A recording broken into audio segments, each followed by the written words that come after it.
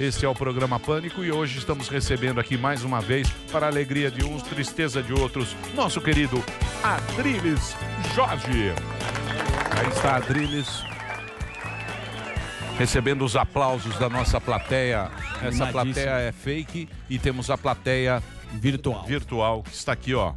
Essa é a nossa audiência, meu querido Adriles. Com isolamento e distanciamento social, coisa que ninguém mais faz, só aqui nos estúdios da Panflix, que a gente é responsável e obedece aos procedimentos da OMS, que é tão equivocada. Eu acho que você deve mesmo ser um cara que sai todo mundo na rua, sem máscara. Nunca disse metrô, isso, sai de metrô, certo distanciamento, abraça todo mundo. É a circulação racionalizada. Baldeação na Sé às 18. Não, sai todo mundo, olha lá, temos lá o nosso mestre ali na UTI, olha lá o que você tá vendo. Tá se recuperando na UTI. As pessoas morrem, as pessoas adoecem, envelhecem e morrem. É o ciclo natural da vida, lamento te informar. Isso. Saiba disso, fundo amarelo. Triste. O problema é morrer em vida por medo da morte. É o que está acontecendo, graças ao senhor Tedros, que mandou todo mundo ficar em casa, mas ele não se preocupa com emprego, renda e sustentabilidade familiar, porque ele é um homem da elite, né? Eleito pela China, esse conluio ditatorial chinês. Muito bem. Você vai passar pano pra quem hoje? Bolsonaro? Eu queria fazer Regina Duarte? André Marinho. Puta, lá vem. André Marinho. Já. Esquentando os tambores. Primeiro dizer que eu concordo plenamente, dizer que o Flávio Bolsonaro é uma pedra no caminho, no sapato e no coração e na carne de Bolsonaro, porque é um homem realmente implicado em denúncias graves de corrupção. E o pai, eu acho que em grande parte do silêncio e do constrangimento de Bolsonaro se deve exatamente ao medo de que Flávio seja um obstáculo, o próprio filho, aí ele teria que cortar na própria carne. Mas, porém, contudo, todavia, falando em pai e filho, uma pergunta duríssima para você, André Marinho. Sim, seu pai sabia, segundo ele mesmo disse, que o próprio Flávio falou para ele que estava em curso, tinha dito que é o chefe alguém da Polícia Federal, quer dizer, tinha dito que estava em curso um processo em relação ao Queiroz, etc e tal. Não sou um pouco oportunista seu pai vir à tona justamente agora, às vésperas da eleição, 2 anos depois, dizer que isso aconteceu? Por que ele não fez essa denúncia antes, na hora, quando estava engendrando a candidatura de Bolsonaro? Bom, você tem que perguntar isso, bicho. Não, de start aqui, de cara, eu queria só deixar muito claro aqui, cristalino, de que o processo vai para você. Ao contrário de muitas pessoas, eu não sou porta-voz de político, muito menos sou assessoria de imprensa. Agora, na condição de filho que morro de orgulho, mato e morro pelo meu pai. Vamos lá. Eu queria só dizer que ele fez uma entrevista e no bojo da entrevista ele precisou testemunho, coisas que ele testemunhou, e dali acarretou uma investigação que a bola agora está com as autoridades. Agora, imagina o custo pessoal de você ter que colocar a sua família diante de toda a perseguição virtual e física que a gente sofreu ao longo da pandemia, ter que ter uma viatura instalada na sua porta, viver sempre com pairando essa perseguição constante, permanente, essa possibilidade iminente de, enfim, chegar às vias de fato por algum militante que vai tomar as dores. Porque é nesse mundo que a gente vive hoje, porque seu pai engendrou a candidatura de Bolsonaro. Não sobrou Meu pai é eternamente credor do Bolsonaro e no fundo ele sabe disso. Mas a gente não espera nenhuma contrapartida, visto que ele fez disso a ingratidão uma marca dele. A política tá assim, né, bonitão? Claro, a política tá assim. Mas o cara, a política tá assim, candidato. 750 quilos de filé mignon pra ele e o batalhão dele por 1 ano e meio, meu querido. Você acha que eu tô falando aqui de orelhada? O Zé, precisamos falar com o Zé. Muito interessante. O Zé, inclusive, esteve lá durante a campanha. Então, o Zé teve. O Zé gosta muito do seu pai, é muito gente fina. Mas eu também, com política, ó, Zé. Não, eu entendo, eu não vou ficar defendendo. Não, você tá. Você vai. Só pelo meu CPF. Ô, Zé, eu quero saber. Não, vem não. Peraí, pode ter uma reconciliação. Ô, Chupeta. Eu preciso falar com o Zé Maria. A gente fala com ele. Eu sei, mas o cara tá esperando. Tá esperando lá. Chama ele no Morning Show que ele vai te dar uma grande entrevista. Ele responde por ele mesmo. Não, eu queria saber se pode ter uma conciliação, porque a Joyce quer se reconciliar. Ele te responde isso no Morning Show. Não pode? Se você quiser. Tá bom. José Maria Trindade. Cabe processo, sim ou não? Você que é um cara que tá aí no Supremo toda hora. Você ouviu aqui ou não? Ouvi. Primeiro queria dizer que fui mesmo na casa dele, o Paulo Marinho me recebeu muito bem, me colocou num lugar privilegiado, conversei com todos lá e fui fazer uma entrevista com o então candidato Jair Bolsonaro e vi realmente a grande movimentação na residência, na casa, no coração dele lá como onde acontecia a maior parte assim, da campanha, exatamente na casa dele.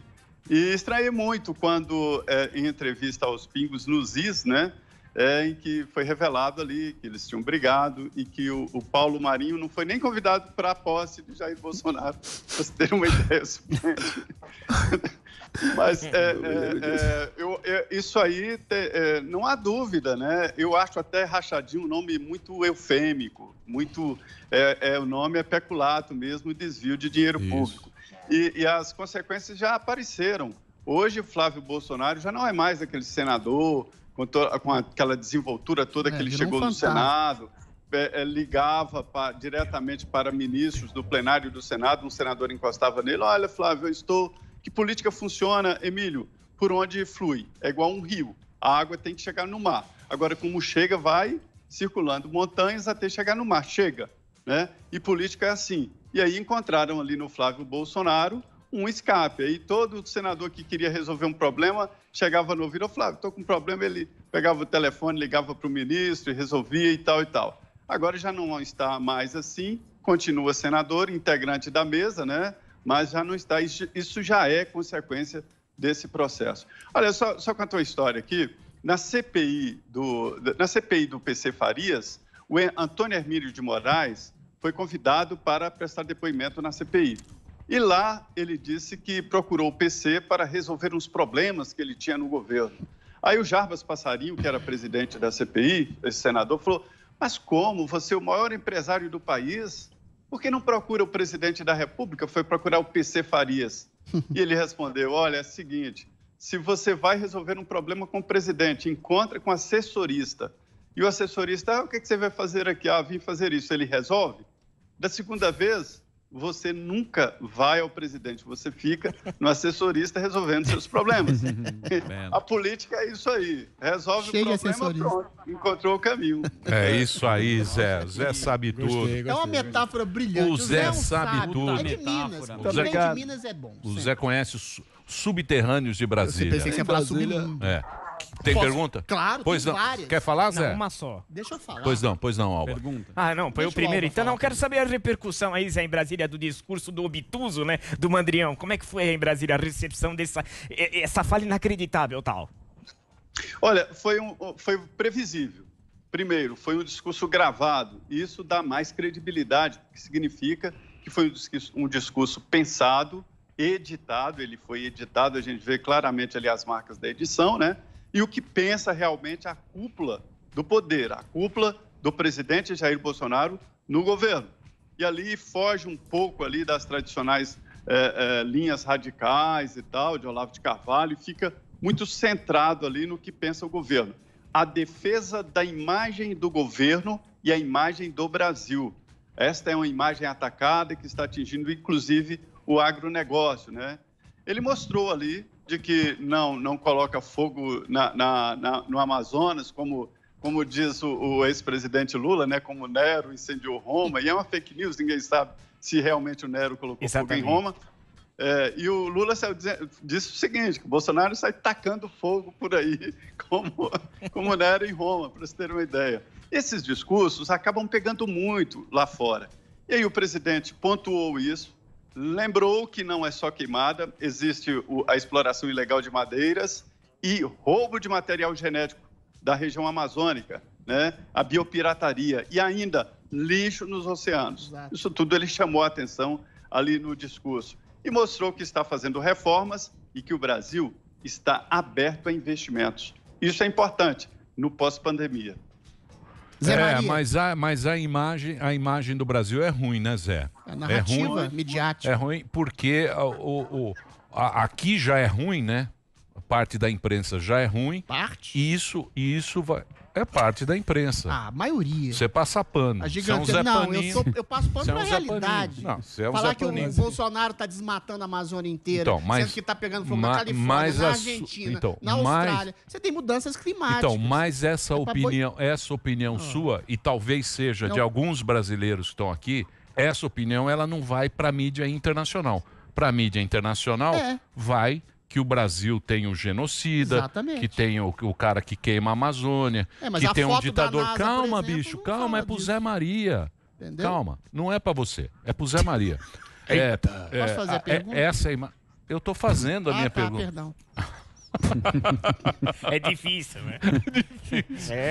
Essa imagem é que vai para fora do Brasil e a gente vê nos veículos internacionais vindo essa imagem. Tanto é que quem mora fora do Brasil fala que é um absurdo o Brasil ter o Bolsonaro. Como é que ele muda isso, ô Zé? Não é num discurso como esse aí, né? O que ele tem que fazer para mudar essa imagem internacional do Brasil? Ô Emílio, hoje eu tomei conhecimento, através de uma conversa aqui com diretores de entidades aqui ligados ao agronegócio, de que isto aí não é mais discurso nem imagem, já é resultado, já existem sinais claros ali de dificuldades de negociar produtos brasileiros no exterior. Há informações de que, por exemplo, em alguns países da Europa, os produtos brasileiros estão sendo rejeitados a preços mais baixos e qualidades melhores. Então, isso influencia diretamente. As grandes empresas detestam esta peste, esse carimbo de usar trabalho escravo, mão de obra infantil e local de desmatamento. Então, mais do que discurso, o Brasil vai ter que demonstrar gestos, vai ter que fazer um esforço, nomear pessoas que possam fazer isso. O ministro Ricardo Salles me disse que já existe, inclusive, em andamento, uma possibilidade de contratar uma agência internacional, uma agência de publicidade, uma agência de gestão de imagem, para ver se resolve esse problemão. Então, nós estamos com dois problemas. O primeiro é o fogo. O governo está combatendo, mandou para lá agentes da Defesa Civil e Exército, Aeronáutica, mandando aviões e tal. E o segundo é esse problema de imagem. São problemas distintos com soluções distintas.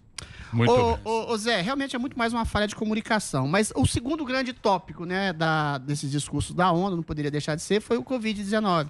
O presidente Bolsonaro disse de maneira quase que explícita que ele era um farol da razão, sendo que todo mundo praticou esse isolacionismo estúpido, sem perceber que o vírus chega em momentos distintos, em regiões distintas, com intensidades distintas. O mundo inteiro se isolou, agora já foi. A gente está mergulhou milhões de pessoas na miséria, na fome e no desemprego, né?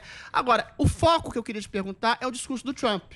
Ele toca numa ferida bastante interessante, falando para responsabilizar a própria China, que, pela sua eventual insegurança alimentar, alimentou o vírus. Não é a primeira, nem a segunda, nem a terceira vez que sai um vírus da China, dada a sua insegurança alimentar. Sendo que a OMS nunca fez nenhum voto sequer de censura a esse tipo de insegurança alimentar. Eu acho complicado você retaliar a China, né, sendo ela a segunda potência econômica mundial. Mas não dá para fazer um voto de censura à OMS por não alertar a China pela sua insegurança alimentar, que pode causar, no futuro, outras pandemias como essa? Pergunta longa. Bem longa. Mas olha, a OMS falhou, né? Primeiro a gente tinha uma grande expectativa. Sabe aquela coisa de acreditar que a OMS era mágica e que sabia de tudo? Não sabe de nada e ficou atrás. Talvez até eu acredito esta dificuldade pela incompetência da diretoria atual, e que pode, de certa forma, acabar impactando na credibilidade de outras organizações mundiais, que a gente acredita, como, por exemplo, da FAO e outras, né? Se essa OMS, que é tão importante, falhou, por que as outras não irão falhar? Essas organizações mundiais acabaram se transformando em cabides de emprego. A gente viu que a OMS não teve nem a competência de usar as experiências da China, que saiu na frente na pandemia, para os outros países, por exemplo, para o Brasil, que já estava bem atrás. E quanto a esse negócio do fechamento, do isolamento, isso nasceu lá em Londres, né, no Imperial College, e que as pessoas firmaram essa tese. Foi a primeira na história da humanidade de fazer quarentena e isolar os sadios e não os infectados, né, que antes as quarentenas eram dos infectados, e a coisa pegou de uma maneira muito brutal. A gente viu que quem se protegeu muito levou o prejuízo, ficou muito tempo isolado e depois, quando abriu, o vírus chegou, não há como não chegar. É o caso da Argentina e outros países, né? Então, todo o processo era para proteger os hospitais, e não o indivíduo. Era para manter ali a possibilidade de atendimento. E nisso aí o presidente tem razão, geriu bem, porque não houve falta de vagas nos hospitais. Ele mandou dinheiro, mandou respiradores, hospitais de campanha que foram desmontados, né? Então o objetivo era isso, o que faltava era coragem para dizer isso à população. Olha, nós não podemos fazer nada por ti. Se proteja e eu dou hospital quando você adoecer. Foi outro problema foi a comunicação, né, Zé? Também foi, ficou todo mundo com medo, fizeram... Mas difícil, Emílio. É muito difícil você falar isso, um presidente... O presidente falou isso. Olha, você pode morrer. Porque você tem um país muito grande, né? O Brasil é um país muito grande e a responsabilidade também é muito grande. Ele falou isso, mas daquele jeito dele, mas aí virou genocídio. De maneira grosseira. Aí teve a briga. Eu preciso encerrar. Não. Eu preciso encerrar. Isso já é uma página virada. Você já ganhou o troféu. O troféu dono da razão. Você e a Suécia. Esse tipo de crítica que deve ser feita, deve ser feita à OMS, é para que não se repita novamente a China produzir outro vírus, dada a insegurança alimentar. Mas a China manda lá, ninguém fala nada para a China. Sim, mas a China vem para nós. O vírus dela foi importado para a gente. Você vai viver sem... Por isso que a ONU tem que fazer esse tipo de crítica. A OMS e o governo chinês. Tô com Adriles. Eu sei, mas não adianta, cara. Não, adianta sim. Adianta. A União Europeia fala alguma coisa para a China? O Xi Jinping vai parar tudo. Você acha que o Xi Jinping, você acha que vai parar de usar iPhone? TikTok já ganhou lá. TikTok ganhou. Nem do TikTok o Trump ganha. Nem do TikTok, que é uma dancinha, o Trump ganha. Não vamos ser oprimidos pela ditadura. E vou dizer mais, Zé Maria Trindade, vamos falar mandarim aqui. Exato. Eu não falo. Dentro de algum tempo falaremos todos mandarim e tomaremos sopa de morcego. Meu pintinho é ocidental, é maior que o do chinês. Tá bom. Zé, obrigado, hein, Zé? Alô, obrigado, Emílio. Um grande abraço a todos. Beijo, Zé Maria. Cuidem bem do Adriles. Ele pegou uma camisa de força e um Rivotril. Um abração. Muito bem, Zé Maria Trindade, diretamente de Brasília. Hoje presença ilustre do nosso querido Adriles Jorge. Muito participativo. Jorge é sobrenome? Jorge. Adriles Rei Jorge. Jorge é pra ser Adriles Cussa. Meu bisavô chamava Dalla Cussa, mudou o nome pra Benjamin Jorge, como todo bom libanês. Era pra eu ser Cussa, mas Adriles Jorge... Combinava mais com você, eu sou descendente de libaneses, muçulmanos, bacana. Já tem cu até no nome. Muito bem. Vamos ao break. No próximo bloco, no próximo bloco, você vai estar... Holiday. Nossa, você vai falar Magazine Luiza. Vamos deitar e agora falar. Black Lives Magazine Matter. Luiza até as 3 da tarde. Vamos fazer a dupla agora aí. Vamos enquadrar o Fernando Férias. Vai, Ó, coronel. Delari ficou desesperado com o Adriles quando ele veio. Não, o Adriles agora com esse assunto de... Tô com oxiúrio. Nossa, vai estar...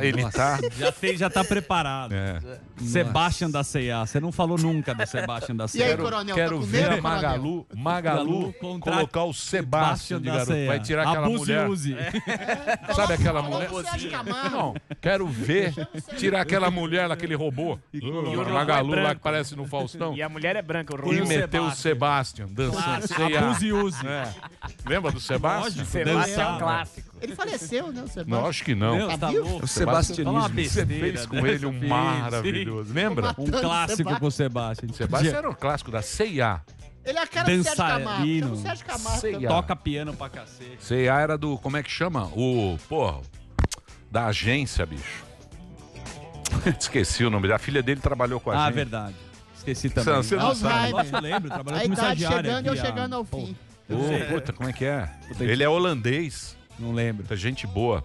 Nossa, Alzheimer duplo. Um jovem e um idoso. Puta, Tá parece tudo- dois tios no Vamos bar, para o não break. lembra as No coisas. próximo bloco, Fernando Holliday, que está aqui, vereador pela cidade de São Paulo, filiado ao Patriota, coordenador nacional do MBL. MBL, nosso querido MBL, youtuber. Aniversário dele. Polêmico projeto Fim das Cotas Raciais. Ixi. Ele tem muito ódio no coração. Adriles Jorge também tem. Tem gente que gosta, tem gente que não gosta. Mas a vida é assim. Processos, ó. E aí, Vai pra coronel? lá, rapazinho. Vai lá, coronel. Até Hélio já. de la Penha também. Que O Hélio de la Penha mudou isso daí. Brigou também? Também. Eu não quero briga. Ele apareceu no...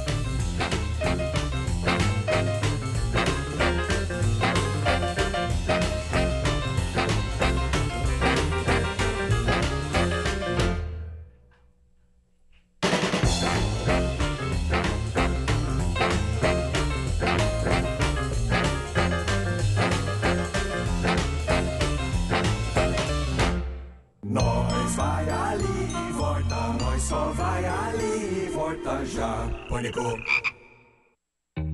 Olá a todos, estamos começando este quadro de respostas que vocês vão mandar as suas perguntas e eu responderei com o meu intelecto e toda a iluminação que eu tenho da minha massa cognitiva, com a massa encefálica completamente impecável, sabem de toda a minha sapiência e todo o meu orgulho de ser um historiador e professor, um dos melhores do Brasil. Maravilha de máscara, combinando com a gravata, com uma estica maravilhosa. Eu sou Leandro Carnaval, como vocês já devem me conhecer. Se vocês não me conhecem é porque não leram mais de 20 livros na sua vida, que é muito importante. Eu estou aqui para responder as suas perguntas sobre aquilo que eu penso. Então vamos começar.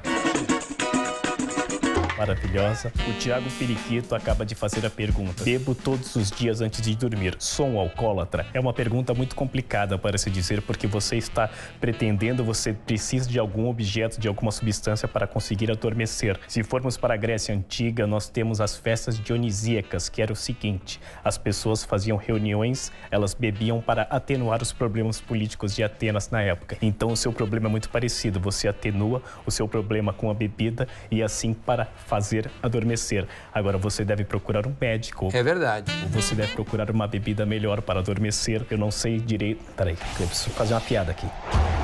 Eu não posso afirmar que você é um alcoólatra porque eu não sou médico, mas sou tão inteligente quanto. Quer dizer, às vezes não.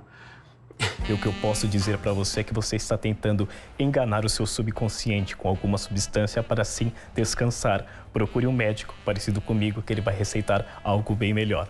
Wesley Menezes diz, ele faz uma afirmação que não é uma pergunta, então por isso eu já não gostei muito, porque eu não tenho que responder. Então... Vai tomar no meio desse teu c... Eu tenho momentos em que eu sou profundamente educado e muito tranquilo. As pessoas que não têm dúvidas comigo já são completamente rejeitadas, mas vamos a seguir. Ele diz o seguinte, ele afirma: Emílio é o Faustão da rádio. Eu me chamo assim, Faustão Pentelho, vem aqui. Nós temos que entender o subjetivismo da palavra, porque quando você fala que alguém é o Faustão, subentende-se, né, por uma coisa mais escondida da frase, que a pessoa interrompe a outra, não deixa falar, ao contrário da pluralidade que o Emílio oferece a todos aqueles que estão indo na Jovem Pan. Posso te falar? Privilegiado. Não, privilegiado. Privilegiado. Deixa eu falar. Então, mas só um segundo. É uma frase que pode ser uma opinião não pode ser vetada, porque senão estaríamos no autoritarismo, e o autoritarismo nós sabemos desde a Grécia Antiga, como Calígula, também como Marco Aurélio, que também morreu com uma peste. Morri.